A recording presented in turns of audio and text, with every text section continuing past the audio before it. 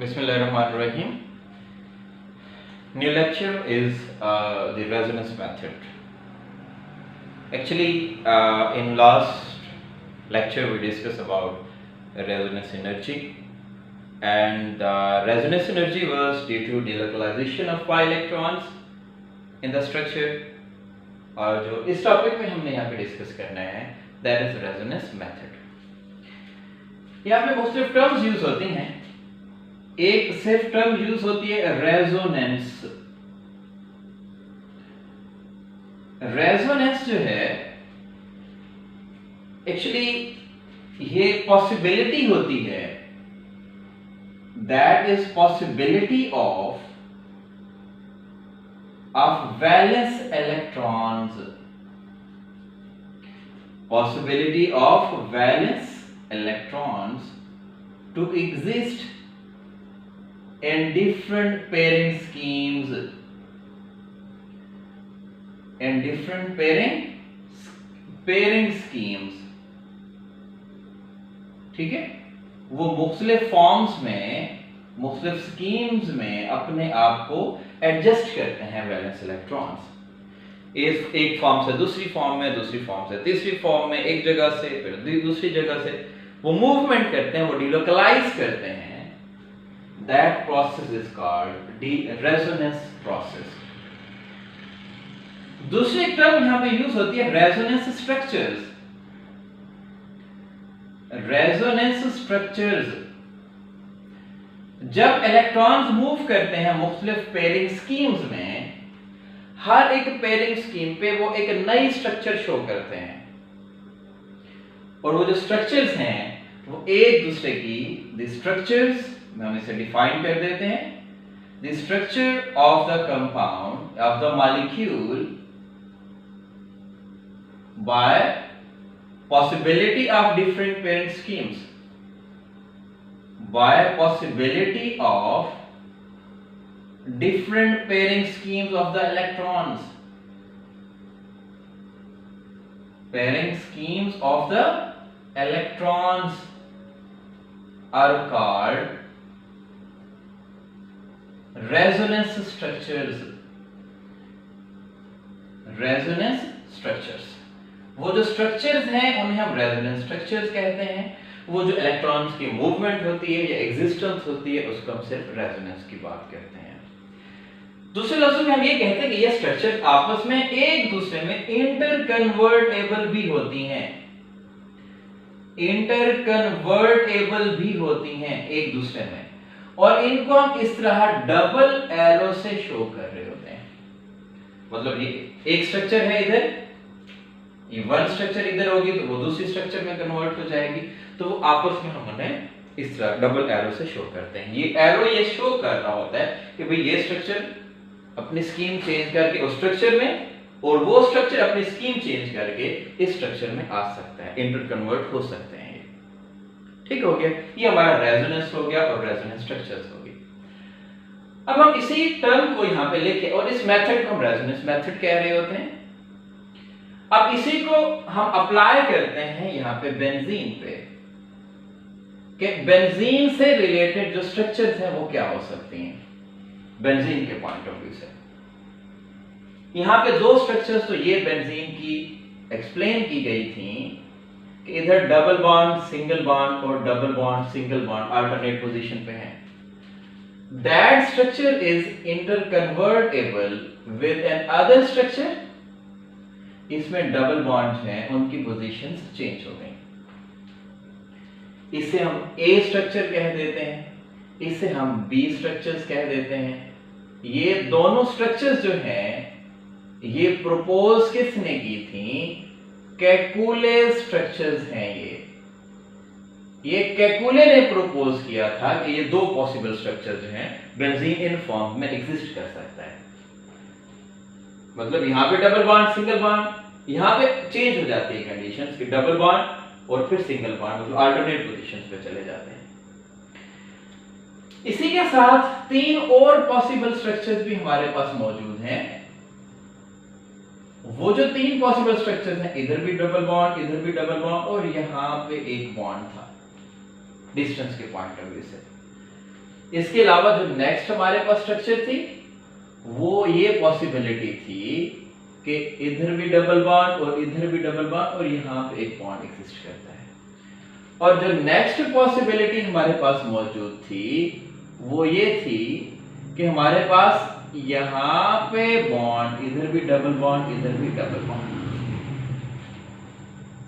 ठीक है, ये मुख्तलिफ स्ट्रक्चर्स थी। अब ये जो स्ट्रक्चर्स प्रपोज की गई थी, ये ओवरऑल प्रपोज की थी दीवार, इनको हम दीवार स्ट्रक्चर्स भी कह रहे हैं। इसमें अगर हम नंबरिंग करें 1 2 3 4 5 6, 1 2 3 4 5 6, 1 2 3 4 5 6। ठीक है, ये नंबरिंग की गई इसमें।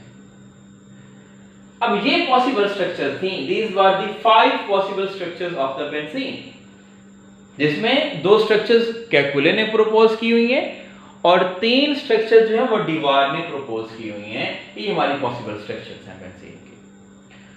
ओवरऑल जो कैकुले को वेटेज दिया गया वो 80% वेटेज मिला। These were more possible structures.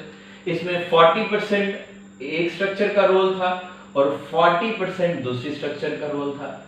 जो दीवार को ओवरऑल वेटेज मिली यहाँ पे वो 20% मिली, उसमें राउंड अबाउट 7%, ये 7%, ये और 7% ये हमारे स्ट्रक्चर जो है ये ए बी थी। इन्हें हम सी का नाम दे देते हैं, इसे डी का नाम दे देते हैं, इसे हम ई का नाम दे देते हैं। ये हमारे स्ट्रक्चर्स थे हमारे। और ये समझा गया कि बेंजीन यही सारी पॉसिबिलिटीज में एग्जिस्ट करता है। हाँ, इनकी वेटेज ज्यादा है, उनकी वेटेज कम है। अब यहां पे जो दीवार की स्ट्रक्चर्स थी, यहां पे कुछ ऑब्जेक्शंस थे। यहां पे कहां पे ऑब्जेक्शंस थे? कहता है कि सी स्ट्रक्चर में जो आपका बॉन्ड है कार्बन 1 और 4 का, मतलब कार्बन 1 to कार्बन 4 जो बॉन्ड एग्जिस्ट करता है, एक इस पे एतराज है। दूसरा ये था कि डी स्ट्रक्चर में जो आपका 2 और 5 बॉन्ड है, इसमें कार्बन 2 और कार्बन 5 इन्वॉल्व हैं, उस पे एतराज है। और ई स्ट्रक्चर में 3 and 6 इसमें इस पे एतराज था, मतलब कार्बन 3 और कार्बन 6 के दरमियान जो बॉन्ड है, इन पे एतराज है। ठीक है, कहते हैं कि ये बॉन्ड्स टोटल डिफरेंट हैं एज कंपेयर टू जो बकिया बॉन्ड है, जो पॉसिबल बॉन्ड्स हैं जिन पे कोई एतराजात नहीं है। पॉसिबल बॉन्ड्स जो यहां पे मेंशन किए हुए हैं वो कार्बन 1 और कार्बन 2 का बॉन्ड, कार्बन 2 कार्बन 3 का बॉन्ड, कार्बन 3 कार्बन 4 का बॉन्ड, कार्बन 4 कार्बन 5 का बॉन्ड, कार्बन 5 कार्बन 6 का बॉन्ड, कार्बन 6 कार्बन 1 का बॉन्ड। कहता है यहां पे कोई एतराज नहीं है। ये हमारे पॉसिबल बॉन्ड्स थे, ये हमारे एग्जिस्ट करते हैं। यहां पे इन बॉन्ड्स पे हमारी ऑब्जेक्शंस थी। क्या ऑब्जेक्शंस थी? 1 और 4 के दरमियान जो बॉन्ड डेवलप हो रहा है सी में, there is a large distance है और लॉन्ग बॉन्ड लेंथ एग्जिस्ट करती है। ये लॉन्ग बॉन्ड लेंथ अगर हम ओवरऑल कंपेयर करें, ये जो बॉन्ड हमारे पास होगा ये लीस्ट स्टेबल बॉन्ड होगा। जब लीस्ट स्टेबल बॉन्ड होगा तो इसकी जो वर्थ है, इसकी जो एग्जिस्टेंस है, इसकी जो परसेंटेज है वो क्या हो जाती है? मिनिमाइज हो जाती है। ओवरऑल कंट्रीब्यूटिंग स्ट्रक्चर्स थी, ये कंट्रीब्यूटिंग स्ट्रक्चर्स भी हम इन्हें कहते हैं, रेजोनेंस स्ट्रक्चर्स भी हम इन्हें कह रहे थे। लेकिन बाद में इन एतराजात की बेस पे जो दीवार की स्ट्रक्चर्स थी वो क्या हो गई? रिजेक्ट हो गई। These were rejected. कि दीवार के जो पॉसिबल स्ट्रक्चर्स हैं, जिसमें हमने सी स्ट्रक्चर की बात की, जिसमें हमने डी स्ट्रक्चर की बात की और हमने ई स्ट्रक्चर की बात की, दीज वर रिजेक्टेड। ओवरऑल हम इस जो है एक कंक्लूजन पे पहुंचे। फिर साइंटिस्ट ने ये कहा कि एक्चुअली बेंजीन जो है that is combination of these two structures, that is combination of these two structures. कौन सी टू स्ट्रक्चर हैं? एक में डबल बॉन्ड यहां पे है, ये है, दूसरी में जो पॉसिबिलिटी है ये डबल बॉन्ड, ये डबल बॉन्ड और ये डबल बॉन्ड। अब ये कहा गया कि 50% ये होगा और 50% ये होगा, और टर्म यूज कर दी गई resonance hybrid, resonance hybrid term use कर दी गई। ठीक है, कि benzene is a mixture of these two structures. मतलब ओवरऑल अगर मेरे पास 1 मोल बेंजीन है, इट मींस कि 1 मोल बेंजीन में हाफ मोल ये होगा और हाफ मोल ये होगा, दैट इज रेजोनेंस हाइब्रिड। तो ये एक जस्टिफिकेशन दी गई कि कैलकुले के स्ट्रक्चर को हम 50-50% वेटेज दें और इन दो स्ट्रक्चर्स को हम यहाँ पे फाइनल कर लें बेंजीन के स्ट्रक्चर्स को। लेकिन अभी भी हमारे एतराजात मौजूद थे। एतराजात क्या मौजूद थे? एक डबल बॉन्ड है, एक सिंगल बॉन्ड है, then why the bond length is same?